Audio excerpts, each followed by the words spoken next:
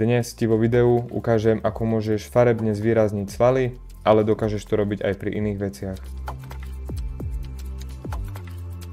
Zvolil som si toto video a vlastne chcem spraviť to, aby na začiatku sa mi polka ruky sfarbila na červeno, následne to zčervenanie zmizlo a aby ten chlap pokračoval ďalej v cvičení. Takže nájdem si bod, kedy má, ako vidíte, takto narovnanú ruku, zväčším si to, urobím si screenshot, presuniem sa do Photopy a tuto ten screenshot vložím. Následne zoberiem ten background, ktorý mám od začiatku, skopírujem ho, vrstvu presuniem tak, aby mi vznikol tzv. Sandwich a vlastne tá moja snímka s tým chlapom bola v strede a ten background, ktorý som nakopíroval, tak jeho výplň dám na 25% približne. Zoberiem si štetec, dám červenú farbu a túto ruku po obvode do tej polky obkreslím. Dávajte si pozor, aby bol obvod uzavretý, teraz nasledovne len zoberiete kýblik farby a vylejete farbu.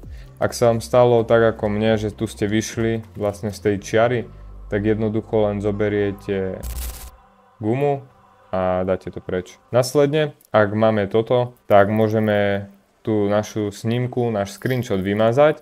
Ostane nám takáto naša upravená vrstva, ktorú však nenecháme na 25%, ale pridáme ju opäť na 100 a uložíme si to. Našu upravovanú fotku si vložíme do CapCutu a dáme si následne odstrániť pozadie.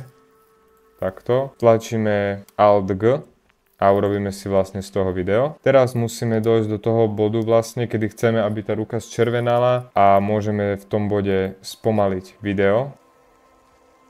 A tuto vlastne bude končiť. Tuto si niekde môžeme to video seknúť a následne sa budeme hrať s týmto videom. Urobíme si značky, vlastne kde začína, kde končí tá naša hraničná oblasť červenej ruky. A jednoducho vojdeme na túto na rýchlosť, dáme si vlastnú. Ten začiatok, kde začína tá červená ruka, je vlastne tuto. Čiže zoberieme to a vložíme to sem. Pôjde to až do tohoto bodu niekde. Čiže opäť zoberieme a opäť sa to spomalí. Takto.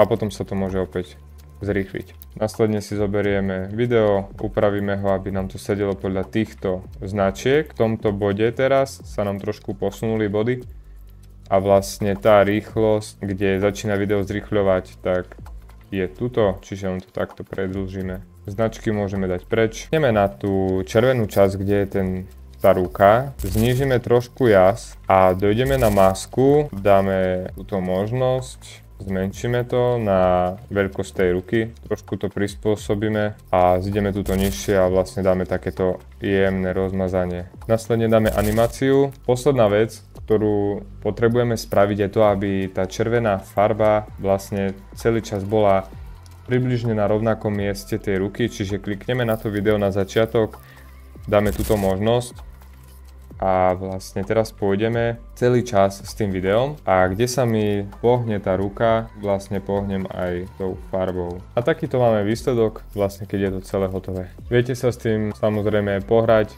nech je to viac detailnejšie, nech tie krivky viac sedia a pasujú, ale toto bolo najrýchlejšia možnosť, ako to spraviť, jednoducho, aby to splnilo ten svoj efekt a vlastne aby to nezabralo veľa času. Opäť budem rád, ak ideš dole pod video, zanecháš tam like, odber a môžeš napísať aj nejaký komentár, čo ťa zaujíma, alebo ak máš nejaké otázky a ja ti na to buď odpoviem, alebo spravím video. Vidíme sa pri ďalšom videu a čau.